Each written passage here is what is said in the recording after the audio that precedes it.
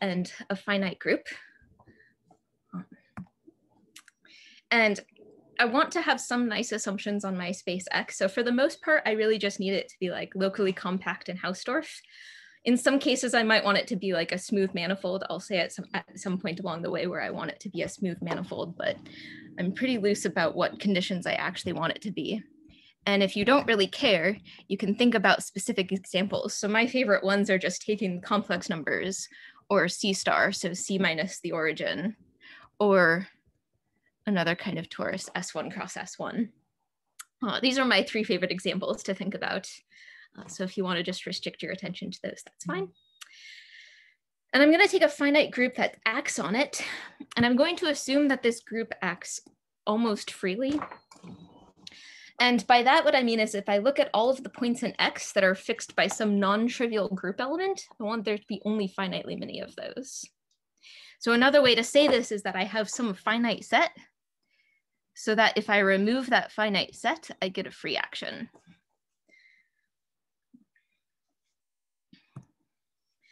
Well, let's see. So the other ingredient that I have is a positive integer. So with these things, what I'm going to do is take collections of points in my space X, where no 2 of those points are coming from the same G orbit.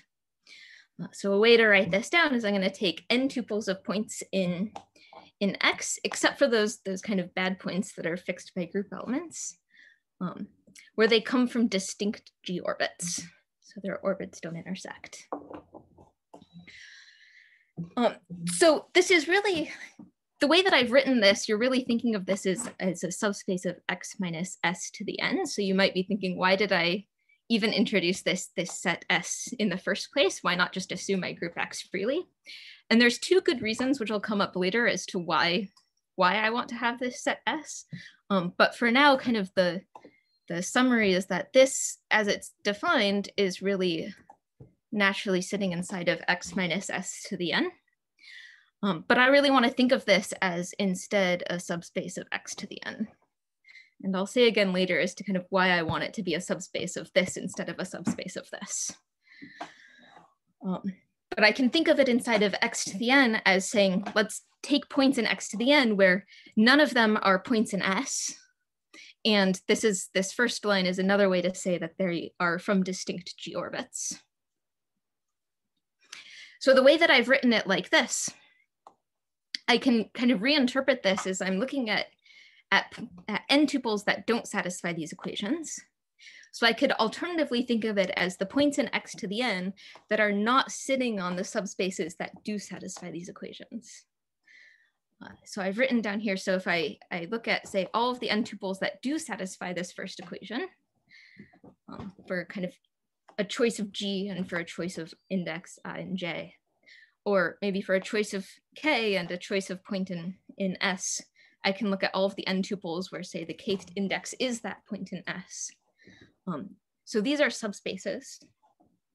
And I can think of my orbit configuration space as really taking X to the n minus all of the points that lie in these subspaces.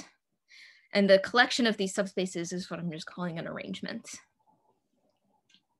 And the reason to take this perspective is that the way that these subspaces kind of interact with each other has some interesting combinatorial structure. And that's really what we can use to understand the topology of these spaces. So I'm going to spend some time kind of saying what I mean by this combinatorial structure. So the gist is looking at how these things intersect each other. All right, so the definition for this combinatorial structure is I want to take all of the possible intersections of these subspaces in my arrangement and look at their intersections. Then I'm going to take the collection of their connected components. So a layer is one of these connected components of an intersection, and then I'm going to look at the set of all of these connected components. So this is some set of subspaces in X to the n, and I can partially order them by reverse inclusion. So this gives me a poset, which I'll call the poset of layers. There's maybe one convention that I should note, is that if I take kind of the empty intersection, I think of this as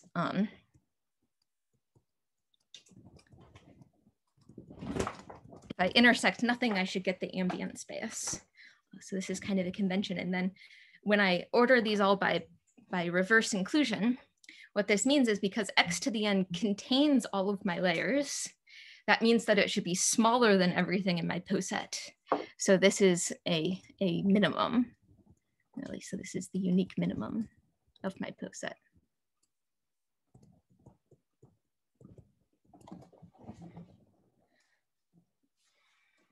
Okay. So a couple of the more well-studied examples of these things, so of these orbit configuration spaces and arrangements. First, if we take x to be just the complex numbers and the trivial group, so I'm just writing 1 to mean the trivial group. So if it acts trivially, then this being in different orbits means that they're just different points. So I'm taking n tuples of distinct points. So this is really the ordinary configuration space.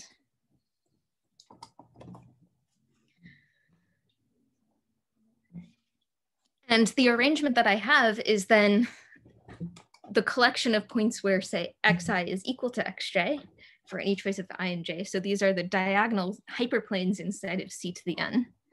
So these are diagonal hyperplanes.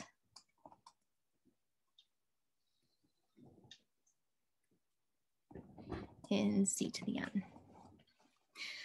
This arrangement is usually called the braid arrangement. So the reason for that is that this configuration space, the fundamental group of this configuration space is actually the pure braid group. So there's a lot of other kind of interesting combinatorics at play in this particular example. But the combinatorics which I'm going to talk about is really how these diagonal hyperplanes intersect each other. And so if you have an intersection of these diagonal hyperplanes, so intersecting things, so let me just say, right, so a diagonal meaning all of the points where xi is equal to xj, you can think of this intersection as putting like an equivalence relation on the set of indices. So a point is lying inside of the diagonal xi equals xj if I and j are in the same block of a partition, if they're kind of equivalent to each other in some equivalence relation. So here, so an intersection of diagonals can be thought of as really an equivalence relation on the indices.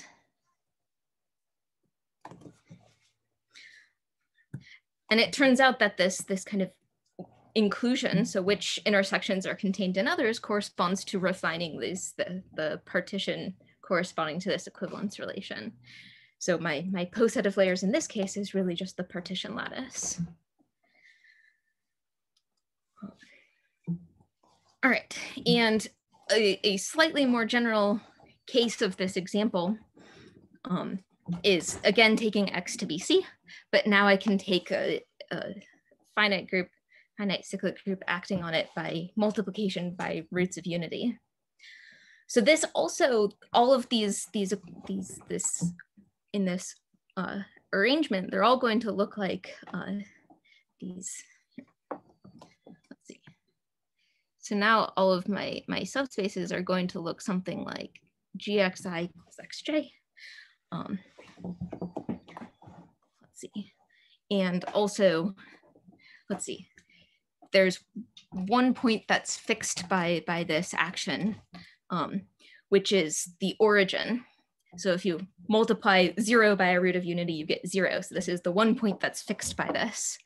So I should also say in here, S is the origin. So I also get kind of these coordinate hyperplanes as my other set.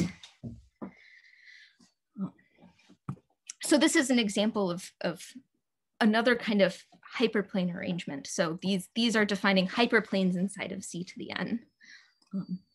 And this is a special case of a complex reflection arrangement. So these are, both of these examples have been well studied for decades. And in this case, if you look at the ways that these intersect each other, you also get a lattice. And this is a lattice which was described by Dowling in 73 as like a G-equivariant version of the partition lattice. So both of these examples, when you take x equal to BC, your arrangement is a collection of hyperplanes. And the kind of post set of layers here turns out to be a lattice. But this doesn't happen in general. Like the combinatorics is a lot more intricate. So I want to give kind of a motivating example for what can happen when you take a different kind of space. So here, I'm going to let x be either C star or S1. So they have, which choice of x here, it has the same kind of combinatorial structure, but C star gives me a little bit more interesting topology, and S1 allows me to draw prettier pictures. So they have the same kind of combinatorics, so I'm going to be loose about which one I am actually talking about. And there's a nice action on this space by Z mod 2, where the non-trivial group element is using the group inverse. So C star or S1, they both are a multiplicative group. And so I can send x to x inverse. That gives me an action of Z mod 2. The points which are fixed by this group inversion are the ones that are equal to their inverse. Another way to say this is that they're the two torsion points in this group. So for C star or S1, this is plus or minus 1. Those are the points that are equal to their inverse. You can do this a little bit more generally if you take x to really just be like a topological group. You're always going to have this kind of action of Z mod 2, and I'm assuming that this set of two torsion points is finite. And so anytime that occurs, you can play a similar kind of game. All right, but to describe the combinatorics here, I'm gonna look at n equals 2 because this is something that I can draw. And this picture that I have on the left here, so I'm really drawing S1 cross S1. So this is your typical torus where this edge is identified with that edge, and this edge is identified as that edge. So I'm kind of reading this as being the circle S1. So here's 1, and then I'm going around the circle, I reach -1. I go around the circle, I end up back at 1, which is the same as that point. So the points that I have to throw out here, x equals, right, so 1 and -1, I get these subspaces where my coordinate is equal to 1. So these two things are in blue. So this is where my first coordinate is 1. This is where my second coordinate is 1. I also have to look at the subspace where my coordinate is equal to -1. So this is where my first coordinate is -1, and this is where my second coordinate is -1. And then these other kind of twisted diagonals. So I have x1 equals x2. So this is coming from the non-trivial group, or sorry, from the trivial group element. So x1 equals x2. So this is this diagonal where both coordinates are equal to each other. And then my other guy is x1 is equal to my x2 inverse. So x2 inverse is really this non-trivial group element acting on the coordinate x2. So this is giving me this diagonal.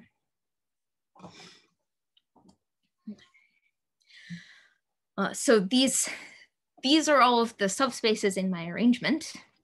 And then I already said by convention, if I intersect none of them, I get my whole space x2, x squared.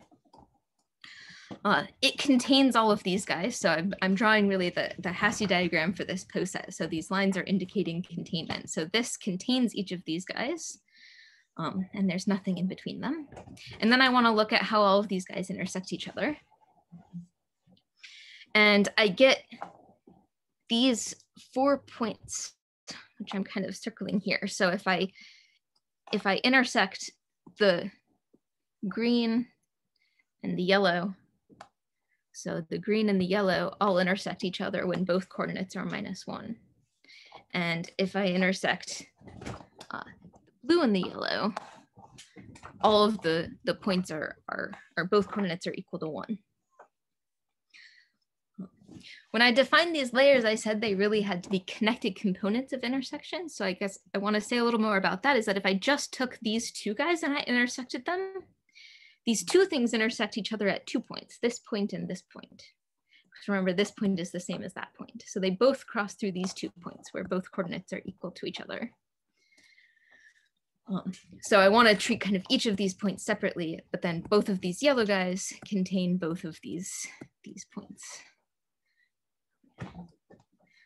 Let's see. And then I also had, so 1 minus 1 is if I take a blue and a green and I intersect, and then I also have a blue and a green here intersecting at this point.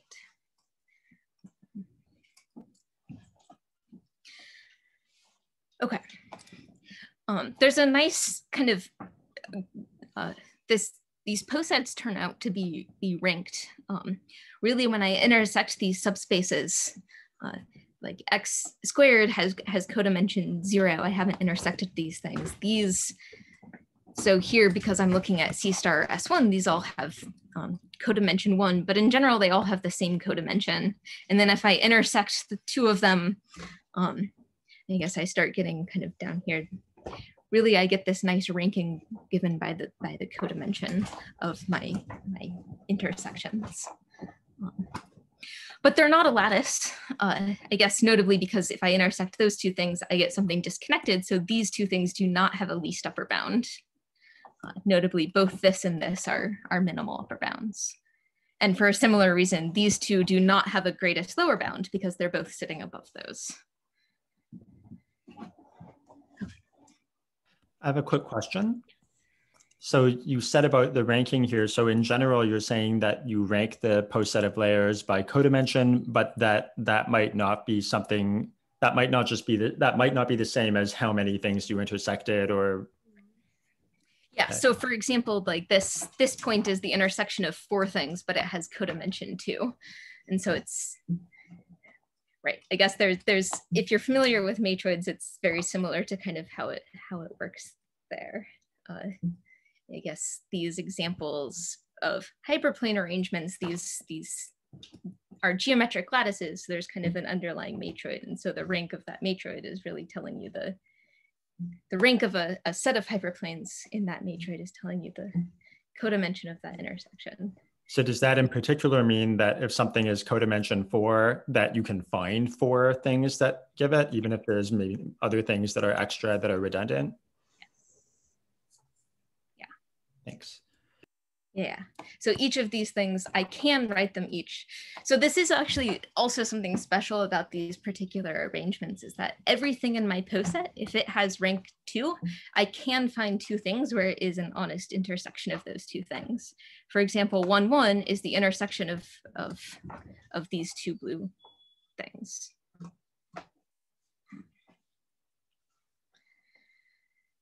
Okay, let's see. All right, so I want to describe, so in the first examples I gave of these hyperplane arrangements, their posets of layers were partition lattice and Dowling lattice, and these are interesting posets with a lot of, I guess it gives you a lot of things that you can say about the topology of these spaces, but they're also interesting in their own right. And so I really want to be able to describe this kind of poset using something similar. I mean, by just taking like intersections of these guys, we want to be able to describe them in a nice combinatorial way to understand the structure of this poset a lot better, and ideally to describe the topology of this space. So I already kind of said like this isn't a lattice, but I mean, can I get nice properties, I guess, anyway, from understanding this? Okay, so all I'm trying to say is that I want to try and use partitions to describe this poset. So I'm going to give an example. I'm going to give examples of this, but it's maybe a bit of a, I guess, a big definition to take in. So let's forget about our space X for a minute. So I'm going to forget about orbit configuration spaces for a couple of slides, and I'm just going to talk about a poset that I'm going to describe using some partitions. So here I'm starting with a finite group, and then I'm going to take a finite set that G acts on. And then I'm just going to use brackets n to describe the set 1 through n. So a partial G partition of my set brackets n. So a partial partition is really a partition of some subset of n. So I'm going to take a partition of some subset of n, but then for every block in that partition, I'm going to pick a function from that block over to my group G.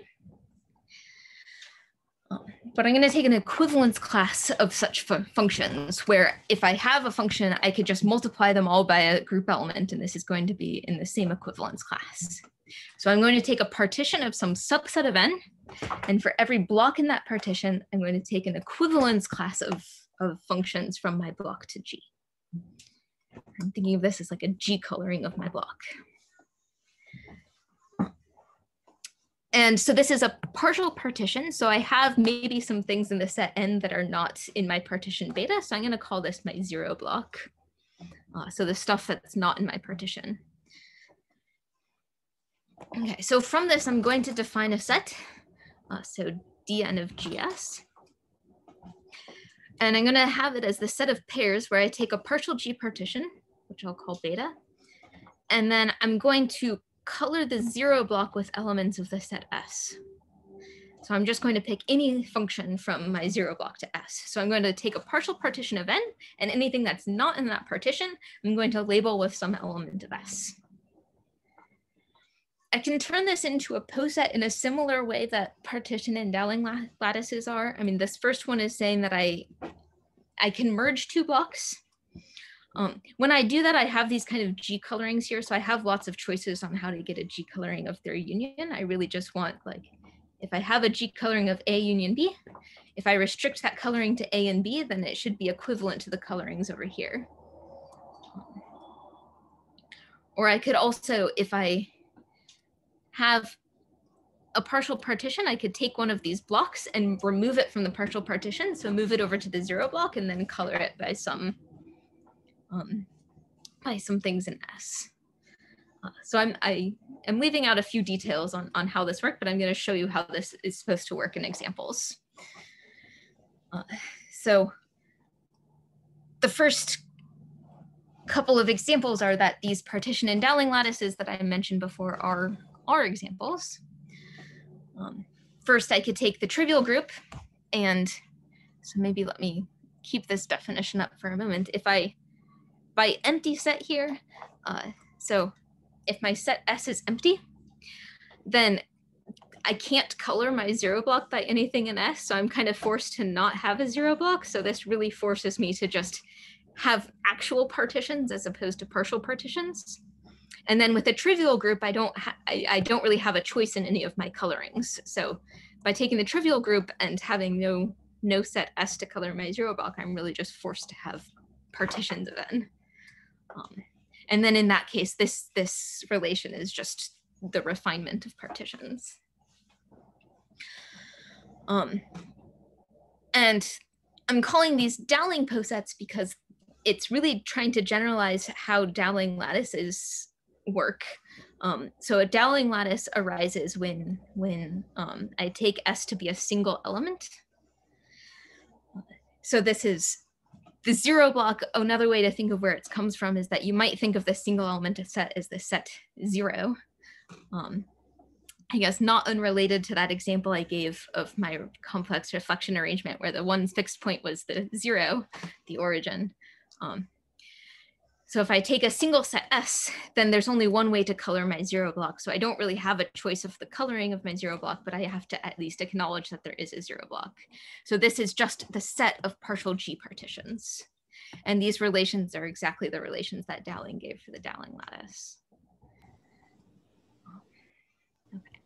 And these question, just to make sure I'm holding this definition in my head. So the data of this partial partition here is that you partition the numbers 1 through n, and you give a group element to each of them, except for the 0 block. And for the 0 block, you give S elements instead of group elements. Is that right? Yes. And then up to the equivalence rule on the blocks. Yes. Okay, thanks. So let me give an example where this is written out a little more carefully. So if I take Z mod 2 and my set to be 2 elements, and n equals 2. Let's see. Right, so I am Z mod 2 just for the sake of naming things. I'm going to let the elements be E and I. I guess because my set S I'm thinking of as plus or minus 1, so I don't want to use the same elements for both of them. So I'm taking partial partitions of the set 1 and 2. So the way that I've written out these elements here, so I'm thinking about this kind of double slash is separating my partial partition and the 0 block. And then these things that I'm writing underneath are like my G colorings or my S colorings. So I could take the trivial partition of the set 1, 2. If I have a singleton, I can color it by any group element. They're all equivalent. So 1 labeled by E is the same as 1 labeled by I because it's a singleton. I could alternatively take the partition of 1 and 2 where they're in the same block, and then I have a choice of G coloring. So I could either color them by the same group element or by different group elements. And I have a choice here. So this is, right, so the same as if I took, let's say, this one by I and this one by E, because I could just multiply both of them by I, and that gives me this G coloring. So those are in the same equivalence class. Or with this one, I could label them both by I. By multiplying both of those labels by I get something equivalent. So these have 1 and 2 in the same block and nothing in the 0 block. Or I could have one thing in my 0 block. So my partial partition is just the set 2. So my 0 block has the element 1. It's a singleton, so it doesn't matter what I label it by.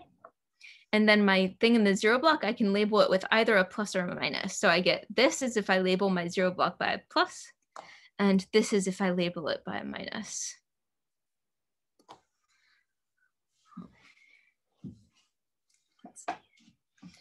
And all of these are sitting above this guy because, so these two are sitting above this because I merged those 2 blocks. And I had a choice for coloring when I merged them because I could pick any representative of the colorings on these. So I could either pick the same representative or different representatives when I merged these 2 blocks. Or I could move one of these blocks over to the 0 block. And then when I do that, I have a choice for how to color that with S.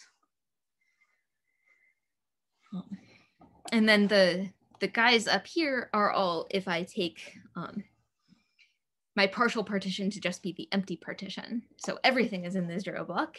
And then I can color it by S however way I want. So they could both be a plus, or they could one be a plus, one minus, or they could both be a minus.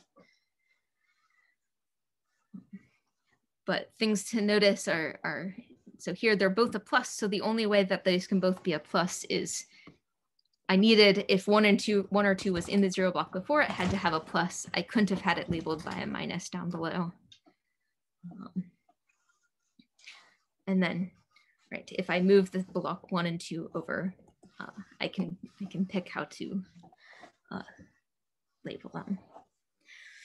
Let's see. Okay. Just a quick question. So if you look at the item 1, 2 double slash empty set, it is not connected with this guy. Yeah, it is not connected with, for example, empty set double slash 1, 2. So why they are not connected? Yeah, so this is kind of hidden in what I wasn't writing in this relation, which is that because these are colored by the same group element, they have to be labeled by the same element of S. Ah, I see. Thank you. And this is kind of tied into how my group acts on this set S. Okay. Yeah, gotcha. Yeah. Follow-up question to that then, because I had almost the same question, which was how does the actual action on S come up here? So do you like pick an element of S to plug into the tuple? Is that sort of what you do? Yeah, that's basically what it is. So I have like this function Z is a map from Z to S. And over here, B has a map from B to G. And so I basically can pick any map that I want from G to S to figure out how to extend that to an S coloring. Okay. So that's where this action is coming into play. Yeah. So I'm really using some kind of G equivariant map from G to S to be able to figure out how to color with S. And so that's what's telling me that here, because 1 and 2 are both colored by E here, then when I move it over, they have to have the same color by S. Yeah. Let's see. Okay, a couple things to note also. So these maximal elements here, so they always have the empty partition as my partial partition. So everything's in the 0 block, and then I have any choice of S coloring. So in particular, if my set S has more than 1 element, I'm never gonna have a unique maximum. So really, these are really the only examples where I could possibly have a lattice. Right.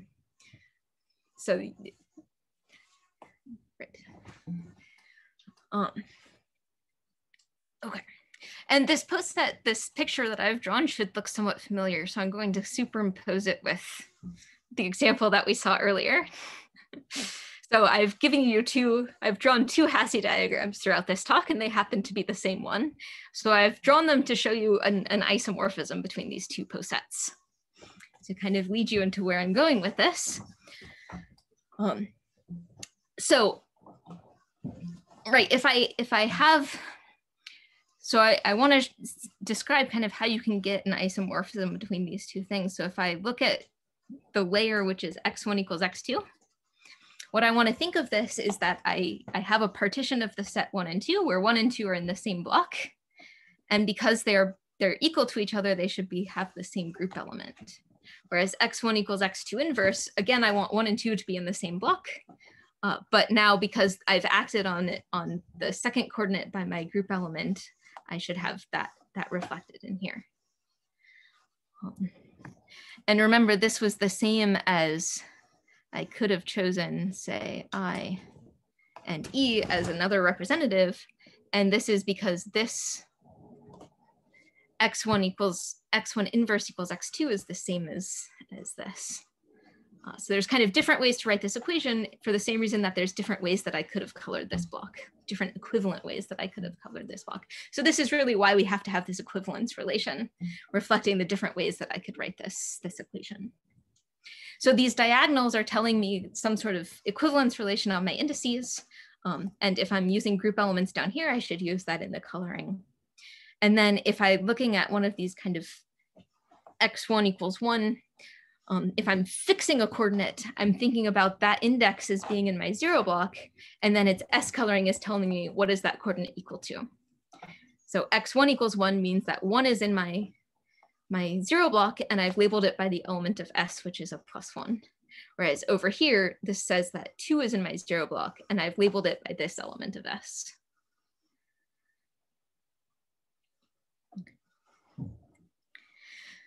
Okay, so this is supposed to give you the idea of how, let's see, of how this poset of layers is described by these weird partial G partitions with colorings of the 0 block. Okay, so this kind of wall of text is just reminding us what all of our notation is. So we started with a finite group, which is acting on a space X. And I'm specifically taking the set S to be these points where it fails to act freely. And if I'm looking at the layers given by how these intersect each other, I can describe these intersections with these partial G partitions with colorings of their 0 block. So these are giving me colorings of the 0 block, and these are giving me partial G partitions.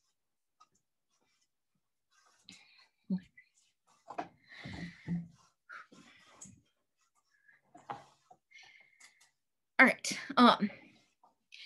and just kind of a side note is that there's a nice group action sitting around here. So I started with this group G acting on space X, but actually, I mean, sitting around here, these are, I'm talking about subspaces in X to the n. So the symmetric group can act on this by permuting the coordinates. But then G is also acting on X, so it's kind of acting on each of the coordinates. So I get this action of really this wreath product group on the space X to the n, and it kind of descends to an action on the arrangement and on the poset and on this orbit configuration space and all of that. There's also a nice action of this wreath product group on these partial G partitions because it's a partition of the set 1 through n, so the symmetric group can permute them. But then I also have like G colorings and S colorings, and I can use the action of G to act on that as well. So there's kind of a natural action of the wreath product group over here and also over here, and they happen to coincide through this isomorphism that I roughly gave you an idea of in an example. Okay. Let's see. Right, so the whole goal of this was to use this combinatorial structure to understand the topology. So I told you kind of the natural combinatorial structure underlying this arrangement, how I can describe it using partitions. And now I want to use this very explicit description of what they are to tell you something about the topology.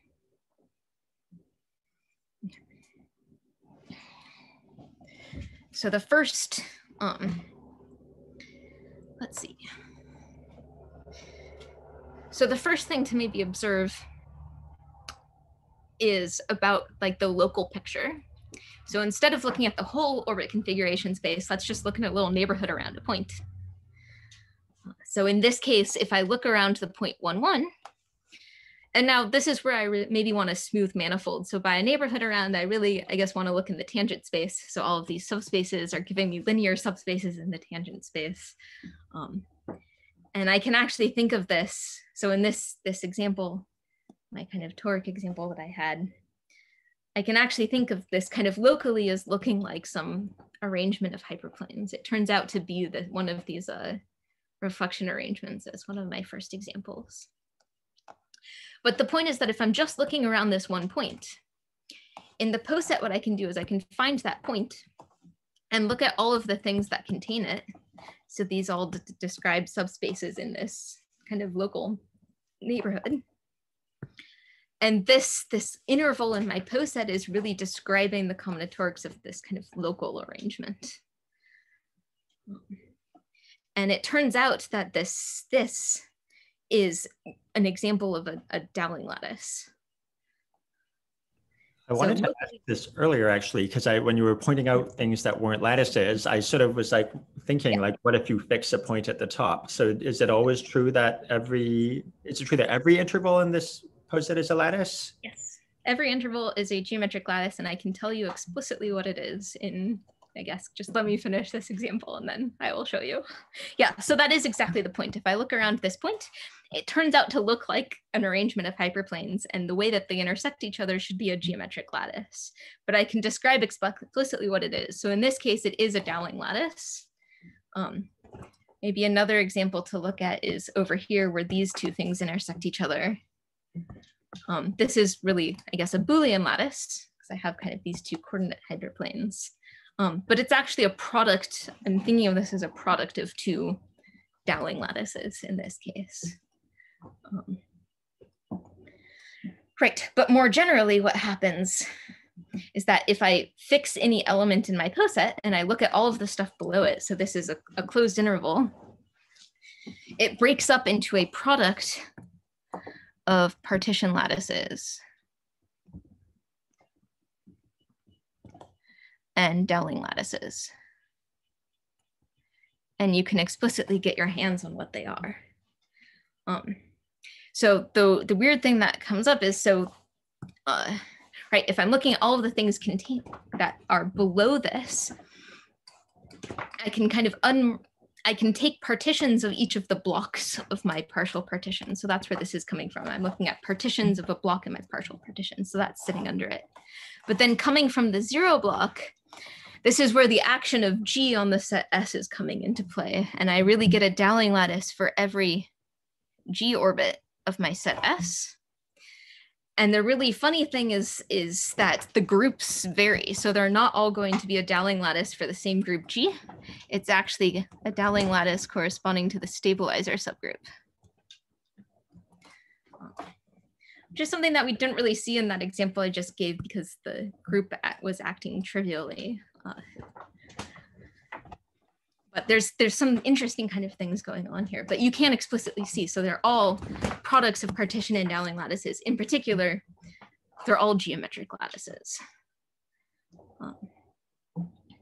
And maybe just as a side note, is if you look above an element in the poset, it turns out to be another kind of Dowling poset.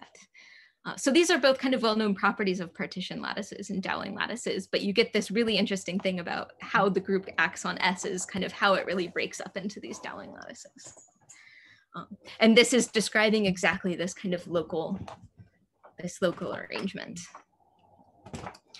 All right, and maybe just quickly, I want to kind of say where this is useful, like why you might care about the local arrangement.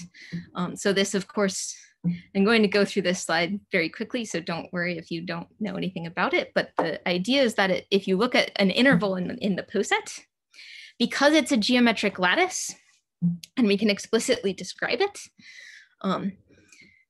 this is, I guess, if you look at, so this is one of these intervals that I had up above, so it's a product of partition and Dowling lattices, but in particular, you can think of it as really being a wedge of spheres, I guess topologically. Sorry, when I'm writing it like this, I mean, if you have a poset, you can look at like chains in the poset, and this forms a nice chain complex. And so topologically, you can think of these intervals as a wedge of spheres, and you can actually count them by this explicit description that we have of them being like a product of these partition lattices and these Dowling lattices is a wedge of this many spheres of dimension q-2. So I can tell you everything about this kind of combinatorial structure. And there's a nice way to blend together this combinatorial structure with the topology of your space. So if I look at the, I guess, cohomology of these layers, this gives me this big tool that I can use, blending this topology and these kind of local, these intervals in the poset to actually tell me something about the cohomology of my orbit configuration space. So I'm not going to go into the details of this so much, let's see, other than to say that there is this nice way to kind of blend them together. And maybe two consequences. All right, let me check on time. So is there like 5 minutes left? Is that? I think you have 7. Oh, okay. Okay, let's see. Okay, so another property of these posets,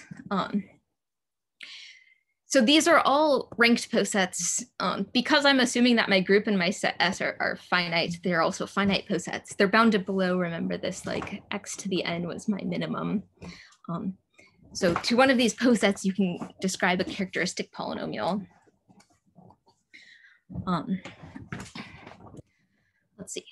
So this is summing over all of the elements of my poset and using this Mobius function.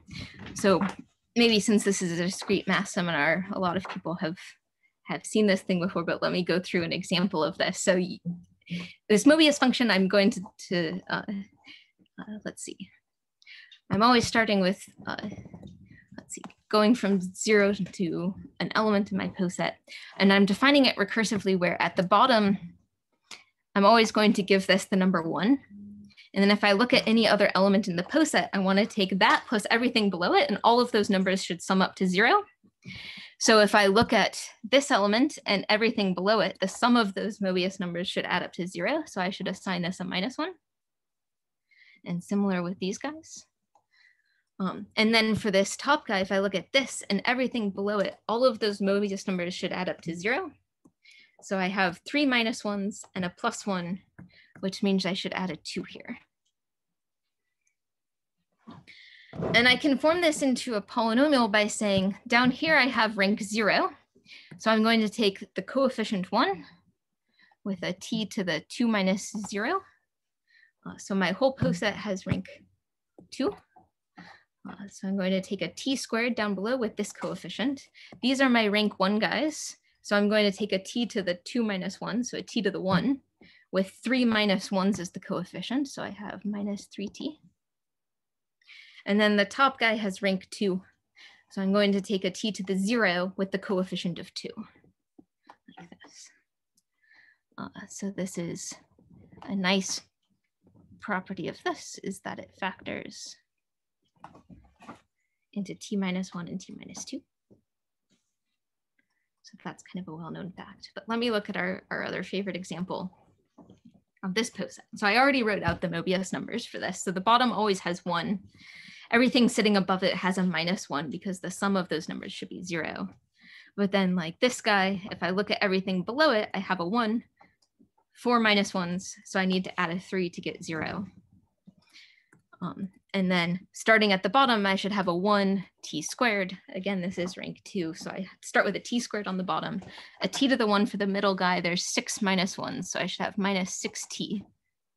The top guy should be a t to the 0. And I have 3 + 1 + 1 + 3. So that's an 8. An interesting tidbit is this also factors nicely. And more generally, there's a nice formula for this polynomial, which I've written out here. Okay. So in general, these posets, these Dowling posets, the characteristic polynomial factors over the integers. And there's a nice description of what the roots are. So they have integer roots. There's kind of a slight difference between S being empty or not because the poset itself has different rank. I guess the partition lattice pi n has rank n-1 instead of rank n, so you get this weird thing going on. But this is really a generalization of this well-known fact from Stanley that because the partition lattice is super solvable, the characteristic polynomial factors over the integers. And super solvable is a nice property of lattices, which gives this factorization. And there is a way to kind of extend this to other posets, which I guess as was observed earlier, these locally look like lattices. So you can kind of extend this super solvability to this context and get a similar factorization. You don't need all of that big stuff. You can kind of directly prove these formulas for these particular posets. One interesting thing to note about this is that it doesn't matter how G acts on S. It just matters the size of S and G to get this formula.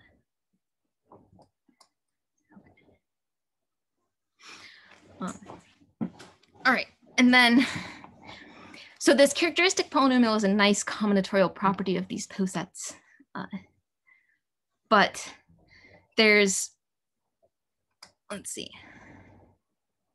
some nice topological consequences, which since I only have now like 2 minutes left, I'm just going to mention, but not go into detail about, which is that from this characteristic polynomial, you can get the Euler characteristic. It has a nice formula, which is just a specialization of that characteristic polynomial.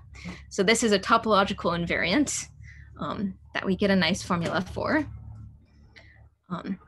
In some cases, so if you take C star, so like that example that I had earlier, you can actually get the Poincare polynomial. So you can compute at least the dimensions of the cohomology and it factors similarly. So this is also just a specialization of this characteristic polynomial. So you get a nice formula. If you took S1 instead of C star, I guess this is in this picture explicitly, if we look at the complement of these guys, you get a bunch of connected components. And so you can actually count them again as a specialization of this characteristic polynomial. So this really nice formula that you get for this just kind of abstract poset gives you these really very explicit topological invariants of the space. Okay. All right. And I think that's where I'm just going to stop on this. So thank you very much for your attention. Thank you, Bibby. Let's unmute and thank you for the fantastic talk.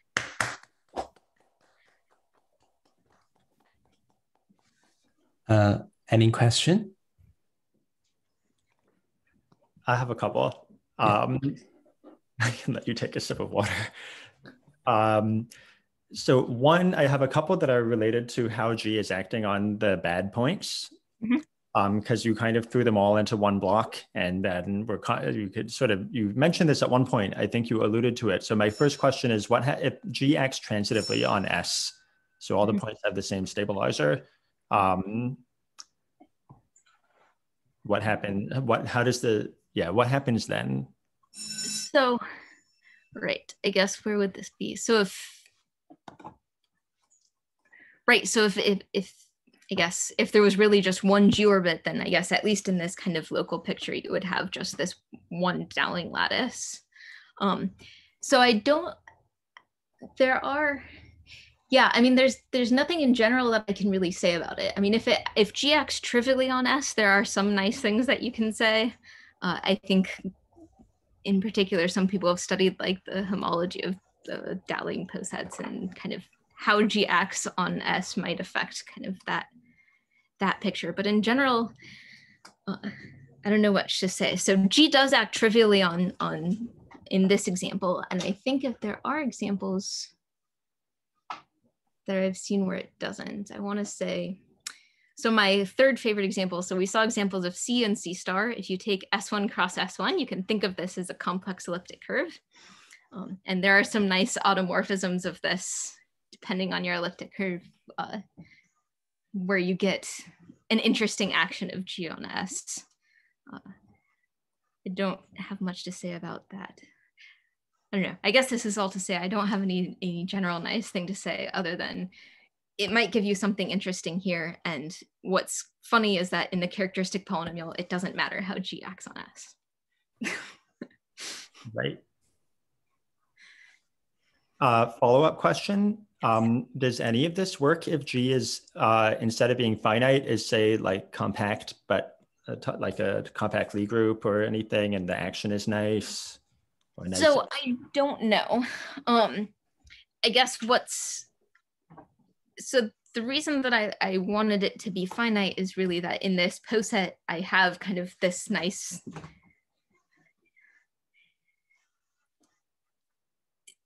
yeah, I don't know. I mean, this is something that I've always kind of wanted to explore, but I haven't yet. Because there are, I mean, it will always, if you look at this kind of poset, I mean, it'll always be like finite length, just because your dimension of the space kind of restricts the rank of these guys. But I don't know what I can really say if I have infinitely many atoms in this poset and kind of how they intersect each other. And there's probably something you can say in some cases, but I worry. Yeah, I mean, it seems like you'd want to make some kind of assumption that if things had similar orbits, then it'd be like varying, you know, continuously or something. Yeah. Yeah, I'm not really sure. I guess I don't know.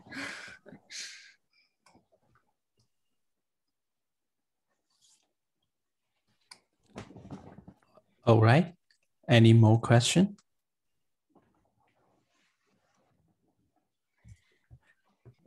If not, let's thank Bibby again. And let me stop recording.